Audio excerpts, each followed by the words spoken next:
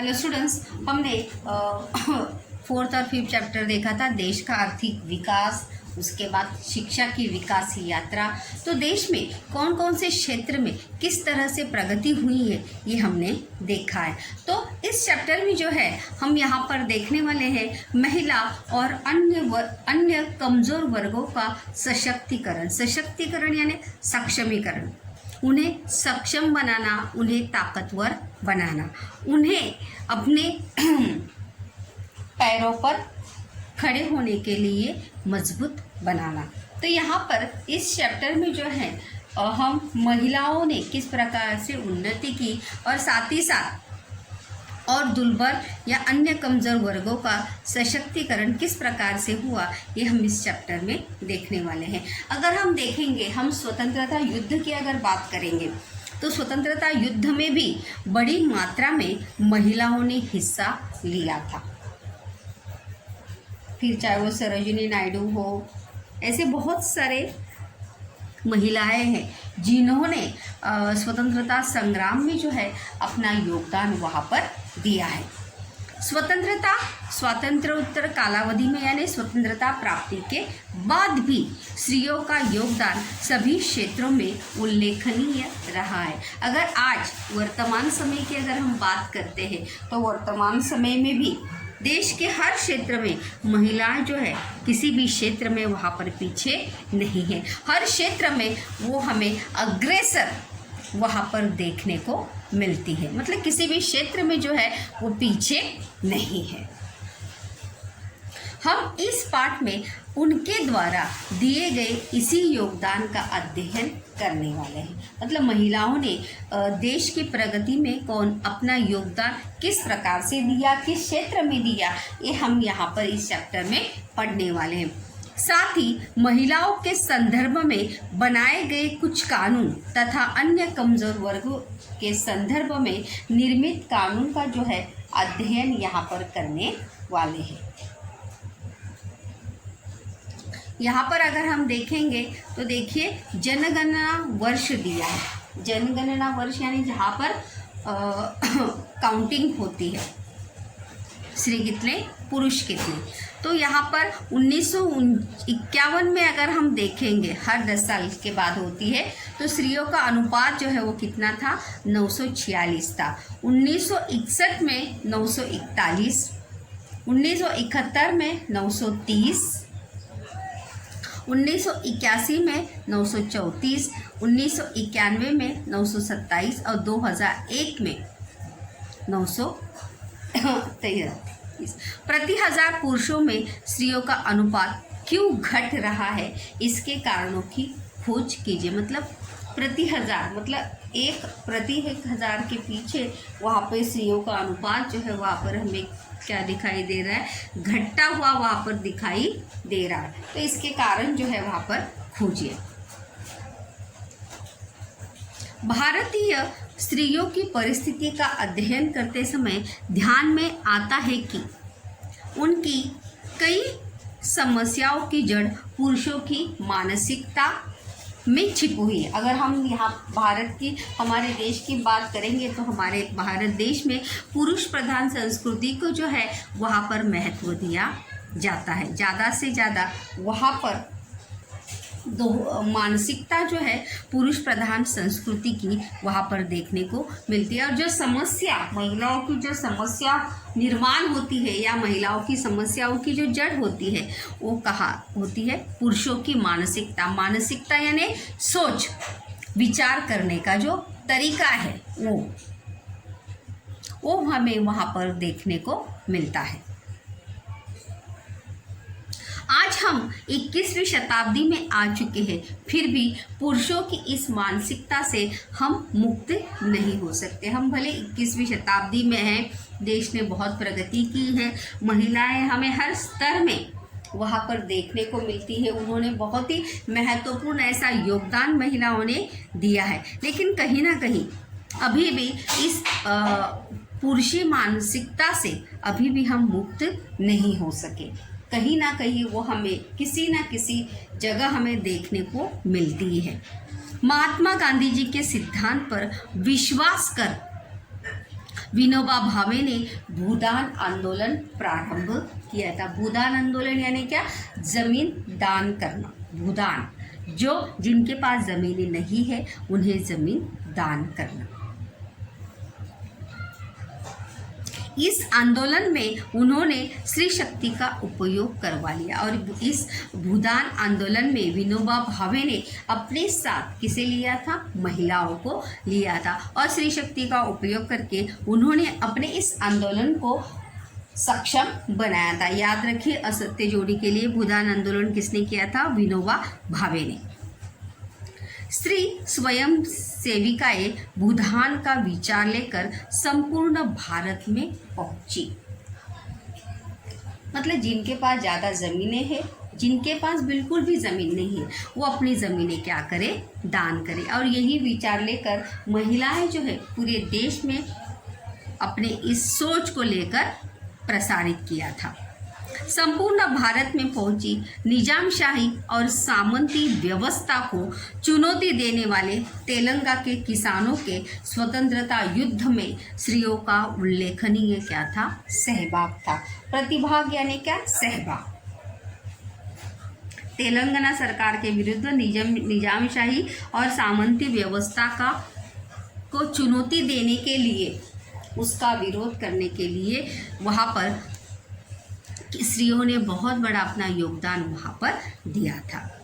यह क्षेत्र बेगार मुक्त यानी क्या? बेरोजगारी मुक्त होने के कारण स्त्रियों को इस संकट से क्या मिली? मुक्ति मिली।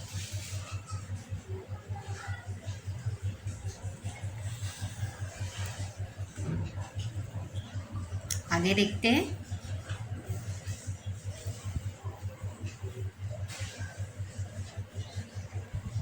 स्त्री शक्ति का प्रगटीकरण यानी पहचान, शुरुआत, अनुभव। जीवन आवश्यक वस्तुओं की कमी और महंगाई का सामना अधिक स्त्रियों को करना पड़ता है, क्योंकि घर का पूरा नियंत्रण जो है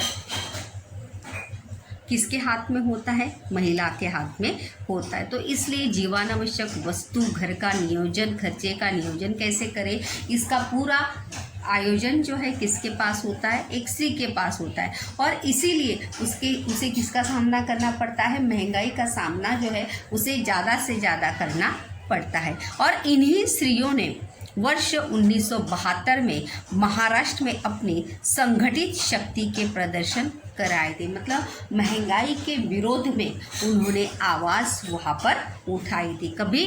1972 में। प्रदर्शन यानी आंदोलन।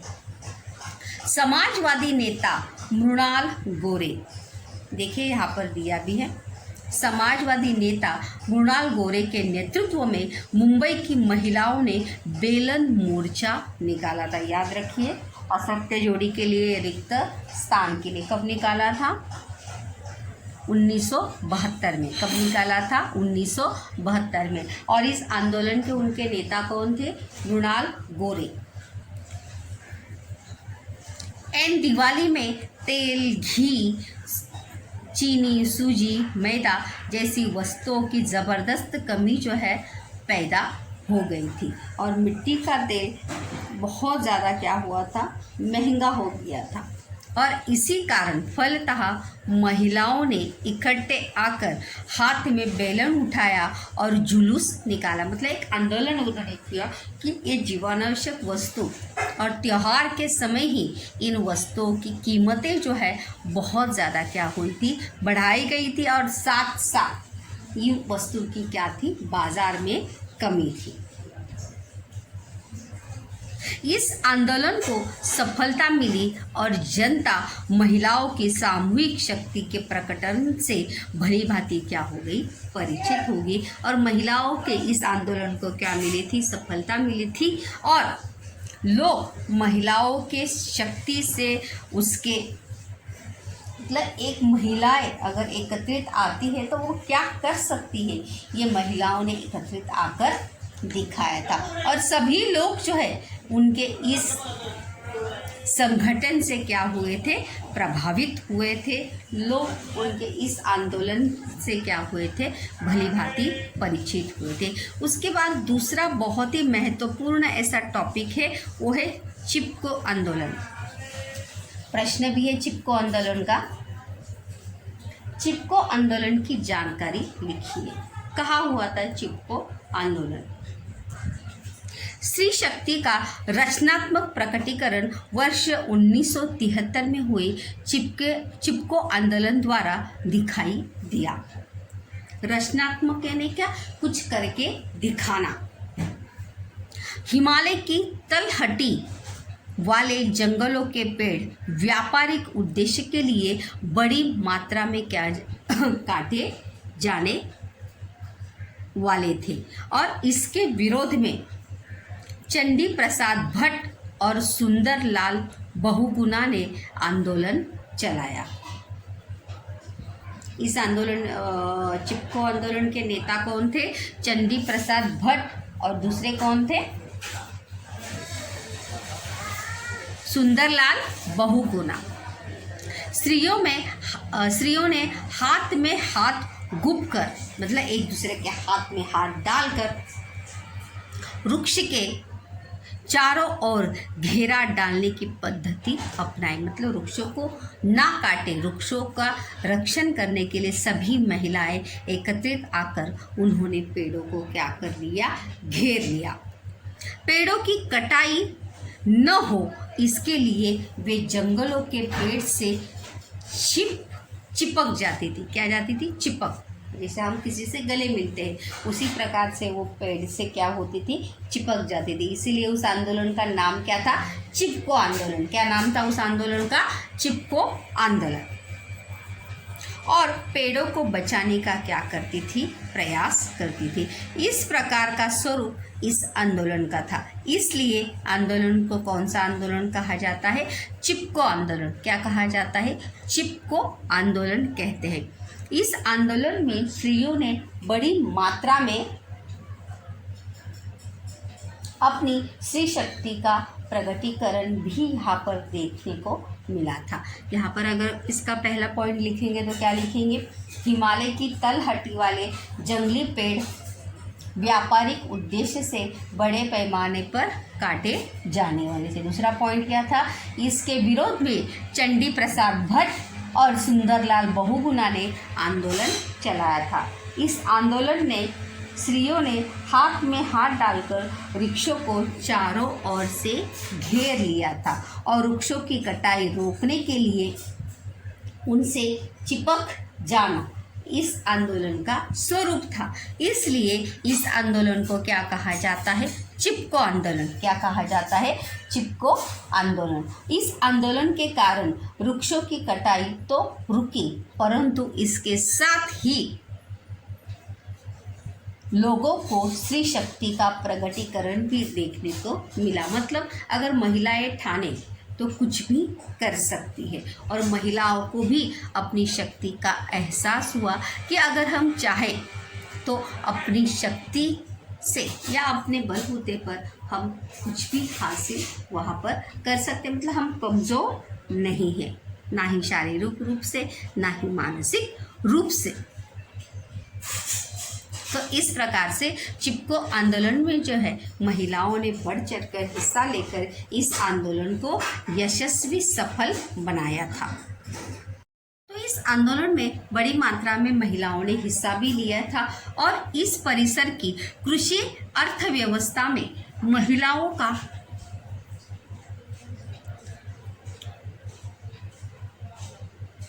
व्यापक सहभाग था। व्यापक मतलब ज़्यादा पैमाने पर उनका सहभाग था। गौरी देवी कार्यकर्ती ने स्त्रियों में जागृति उत्पन्न की और उन्हें सुदेशा देवी, बचनी देवी का सहयोग जो है वहाँ पर प्राप्त किया। मतलब वहाँ पर कृषि अर्थव्यवस्था के भी समस्याओं को सुलझाने का प्रयास जो है वहाँ पर महिलाओं ने वहाँ पर किया था। आगे का टॉपिक है बहुत ही महत्वपूर्ण ऐसा टॉपिक है, वो है शराब के विरोध में आंदोलन। शराब जो है ये सबसे बड़ी समस्या है। इसके कारण जो है बहुत सारे परिवार जो है उद्ध्वस्त होते हैं, नष्ट होते हैं। बहुत सारे लोगों का पारिवारिक जीवन जो है वो अस्त व्यस्त हो जाता है। और इसी के कारण इस शराबबंदी के विरोध में 1992 में 1992 में शराब के विरोध में, प्रश्न भी है, आंध्र प्रदेश की सरकार ने शराब बिक्री के विरोध में कड़ी नीति अपनाई। कारण है, कारण लिखो का प्रश्न है, कारण से स्पष्ट कीजिएगा। प्रश्न है तो देखिए, 1992 में शराब के विरोध में आंध्र प्रदेश में शराब पान विरोध आंदोलन जो है वहाँ पर शुरू हुआ था। कालांतर में इस आंदोलन को विभिन्न राज्यों में बहुत ही अच्छा प्रतिसाद, मतलब ये सभी राज्यों की, सिर्फ आंध्र प्रदेश राज्य की समस्या थी क्या? नहीं, सभी राज्यों की ये एक मेव ऐसी समस्या थी जो सभी राज्यों की थी। तो इसलिए वो कुछ समय के बाद का इस आंदोलन को विभिन्न राज्यों में भी बहुत अच्छा समर्थन वहाँ पर मिला। समर्थन यानी क्या? साथ। शराब पीने की लत से घर के करता धरता व्यक्ति, करता धरता यानी क्या? जिसके ऊपर घर की पूरी जिम्मेदारी है, अगर वही व्यक्ति शराब में पूरी तरह से डूब जाता है या शराब की लत के कारण वो अपनी जिम्मेदारी को निभाता नहीं है, तो आगे जाके उसका पूरा परिवार जो है वो क्या होता है?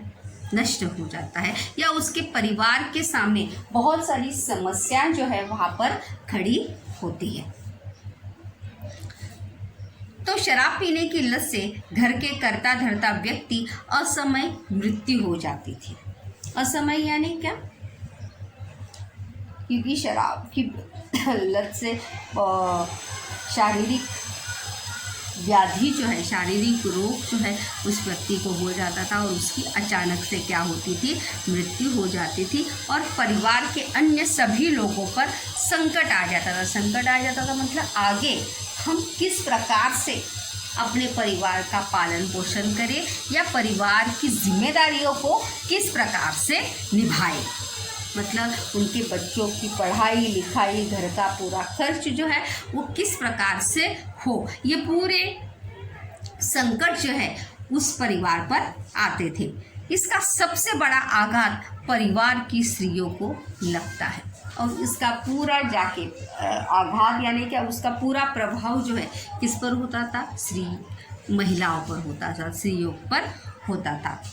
क्योंकि स्त्रियों शराब पीने की लत से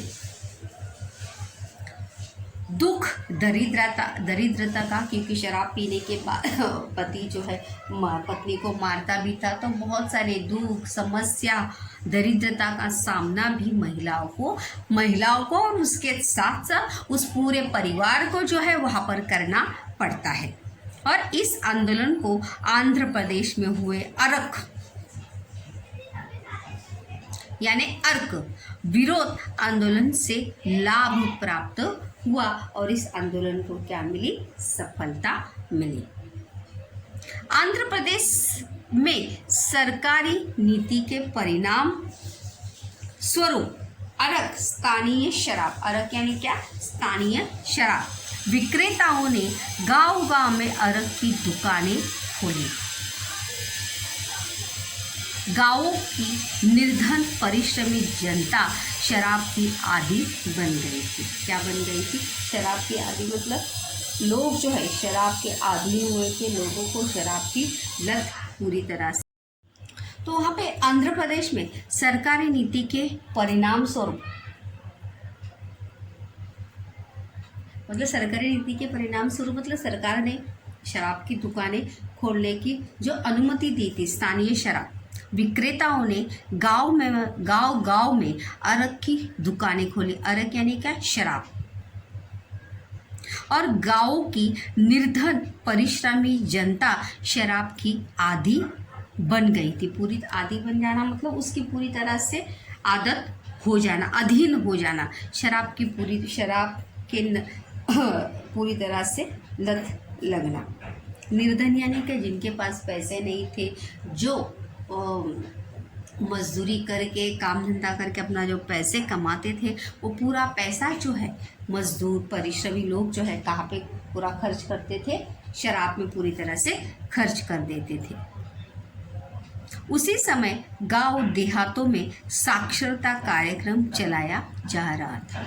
देश में उस समय साक्षरता का प्रमाण भी जो क्या था, कम था, और इसलिए वहाँ पर साक्षरता अभियान जो है वहाँ पर चलाया जा रहा था। मतलब देश का हर एक नागरिक जो है, हर स्तर के व्यक्ति को पढ़ने लिखने का अधिकार है, इसलिए साक्षरता कार्यक्रम जो है वहाँ पर चलाया गया था। इस कार्यक्रम में सीता माँ कथा मतलब सीता की कहानी जो है वहाँ पर बताई जाती थी कि किस तरह से इस कथा में बताया गया था कि सीता गांव वालों में जागृति पैदा कर किस प्रकार शराब की रोकथाम करती थी। मतलब इस कार्यक्रम के साक्षरता के कार्यक्रम के माध्यम से ही वहाँ पर सीता माँ की कहानी के माध्यम से वहाँ पर सीता जो है मतलब एक महिला गांव वालों में जागृति पैदा कर किस प्रकार शराब की रोकथाम करती थी। मतलब शराब की बुरी लत से लोगों को किस प्रकार से दूर करने का प्रयास कर रही थी, या इस शराब की बुरी लत से किस प्रकार से गांव वालों को छुड़ाती थी। वर्ष 1992 में आंध्र प्रदेश के नेल्लोर जिले के दुब्बा गुंटा, ये गांव का नाम है, क्या नाम है, दुब्बा गुंटा गांव में 3 युवा लड़के शराब के नशे में एक तालाब में डूबकर मर गए। और इस घटना के बाद गांव की सभी महिलाएं इकट्ठी आई और उन्होंने अरक बेचने वाले, अरक यानी क्या, शराब बेचने वाले दुकानें जो है वो बंद करा दी। और स्थानीय समाचार पत्र में यह समाचार आते ही गांव में उसका प्रभाव जो है वहाँ पर देखने लगा। मतलब समाचार पत्र के माध्यम से ये घटना जो है, ये बात जो है, मतलब महिलाओं ने जो आंदोलन करके एकत्रित आकर शराब की दुकानें जो है वहाँ पर जो बंद कराई थी, ये बात जो है आग की तरह फैल गई और इसका प्रभाव जो है दूसरे राज्यों में भी हमें देखने को मिल गया। और यह आंदोलन संपूर्ण राज्य में फैल गया और परिणामतः सरकार ने शराब बिक्री के विरोध में कड़ी नीति वहाँ पर अपनाई। प्रश्न भी है कि आंध्र प्रदेश की सरकार ने शराब बिक्री के विरोध में कड़ी नीति अपनाई। जैसे आंध्र प्रदेश सरकार की नीति के कारण स्थानीय शराब वहाँ पे दुकानें वहाँ पर खोल गई थी।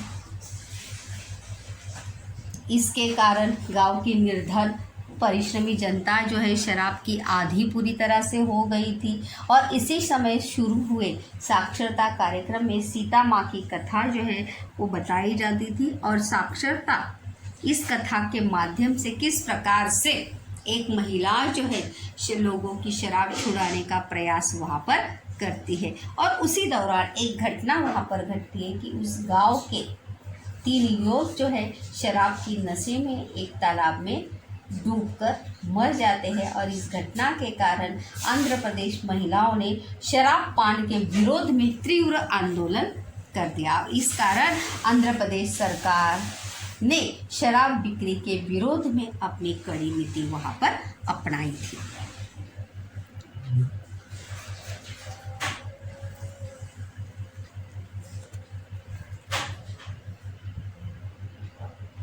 और परिणामतः सरकार ने शराब बिक्री के विरोध में कड़ी नीति अपनाई और इस आंदोलन से प्रभावित जो है बाकी के राज्य भी हुए थे। उसके बाद है अंतर्राष्ट्रीय महिला वर्ष। जैसे 8 मार्च को हम अंतर्राष्ट्रीय महिला दिन मनाते हैं, तो उसकी शुरुआत किस प्रकार से हुई देखिए। संयुक्त राष्ट्र संघ ने वर्ष 1975 को अंतर्राष्ट्रीय महिला वर्ष के रूप में वहाँ पर घोषित किया था। याद रखिए, असत्य जोड़ी के लिए रिक्त स्थान के लिए कभी घोषित किया था, 1975 में। कभी शुरू घोषित किया था? 1975 में अंतर्राष्ट्रीय महिला वर्ष के रूप में वहाँ पर घोषित किया था। शांति, विकास और स्त्री पुरुष समानता, यह इस कार्यक्रम की त्रिसूत्री थी। इस कार्यक्रम की त्रिसूत्री क्या थी? शांति, विकास और स्त्री पुरुष समानता। भारत सरकार ने वर्ष 1975 में डॉक्टर फूलरेणु गुहा की अध्यक्षता में महिला आयोग का गठन किया। किसका गठन किया? महिला आयोग का गठन किया। किसकी अध्यक्षता में? डॉक्टर फूलरेणु गुहा। असत्य जोड़ी के लिए याद रखिए, डॉक्टर फूलरेणु गुहा। स्त्रियों का सामाजिक स्थान, स्त्रियों के संदर्भ में संवैधानिक प्रावधानों के कारण परिणाम। संवैधानिक यानी क्या? अपने संविधान में कौन से प्रावधान है और उसके परिणाम क्या है। स्त्रियों की शिक्षा, साथ ही साथ स्त्रियों को पढ़ना भी, पढ़ लिख कर या साक्षर होने का प्रमाण भी ज़्यादा चाहिए। स्त्रियों की शिक्षा और उसका प्रतिशत, देखो आगे वही दिया है, प्रतिशत यानी क्या? उसका प्रमाण। शिक्षा के फलस्वरूप उनका विकास, और सिर्फ शिक्षा ही नहीं, सिर्फ पढ़ाई नहीं, उससे उनका क्या हो? विकास भी हो। मतलब हर क्षेत्र में जो है उन्हें आगे बढ़ने का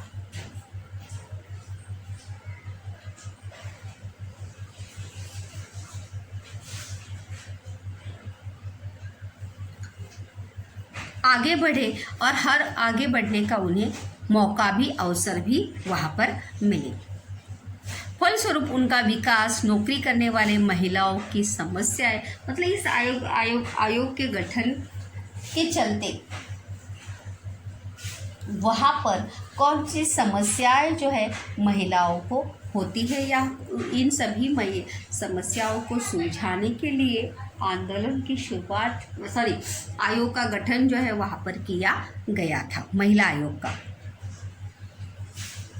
महिलाओं की समस्या, स्त्रियों की रोजगार के संदर्भ में वर्तमान स्थिति, मतलब जहाँ महिलाओं का काम करने में या जिस क्षेत्र में वो काम करती है वहाँ की स्थिति कैसी है, उन्हें मिलने वाला वेतन, मतलब स्त्री पुरुष को समान वेतन मिले, स्त्री पुरुष अनुपात, मतलब वहाँ पर जैसे हम मानते हैं कि वहाँ पर अनुपात यानी पुरुषों के अपेक्षा वहाँ पे स्त्रियों का अनुपात जो है वो बहुत ही कम था। मतलब जन्म मृत्यु दर, स्त्रियों की भूमिका जैसे सर्वांगीण मुद्दों के आधार पर सर्वेक्षण किया गया। मतलब हर क्षेत्र में जो है वहाँ पर इन सभी बातों पर विचार कर महाराष्ट्र में वर्ष 1975 में स्त्री मुक्ति संघर्ष समिति की स्थापना